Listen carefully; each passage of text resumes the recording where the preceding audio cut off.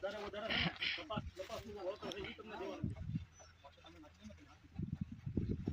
2500 રૂપિયા કપાસનું વળતર છે ને એ તમને આખા વાળાનું દેવાનું છે. સાહેબ આમાં ભાવ ઓછા છે, આ ભાવ થોડા હોય એમાં એમને તમને સરકારી ભાવ શું છે ટેકાનો ખબર છે? ટેકાનો ન ગણાય અમારે.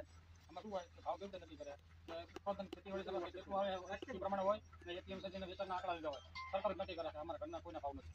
સરકાર નક્કી છતાં તમને આ ભાવ વળતર તમને ઓછું પડતું હોય તો તમે કલેક્ટરમાં આપો, કલેક્ટર જે હુકમ કરે આપવા માટે બંધાયેલા છે.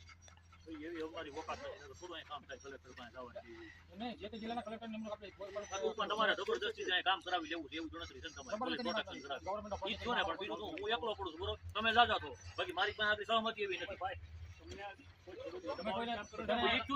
ડાયરેક્ટ એવડો મોટો બંદોબસ્ત બોલાવી દીધો ભાઈ, આપણે શું વાતચીત થઈ તમારી? તમને કઈ કીધું તો ભાઈ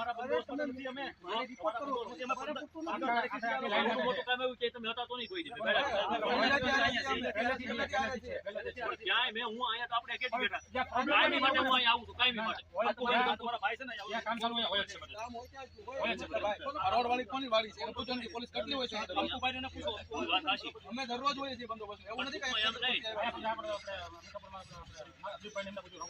દીપભાઈ ને વકીલ પૂછો ને, એની જમીન ઉપર અમે બધા પહોંચ્યા હતા અને અમે મેં તમને કીધું અમારે 3 દિવસ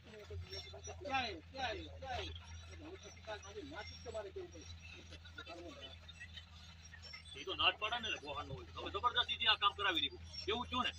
હું તો આવ્યો દેખા હતા ત્યાં શાંતિ બધા માલિકે તમને આવી કીધું છે સાહેબ તમે કામ ચાલુ કરજો. માલિક તમારે જો કોઈ ને ભાઈ તમને જો ન પહોંચે તમે કોર્ટમાં જઈએ તો આ બધું લઈ લેજો.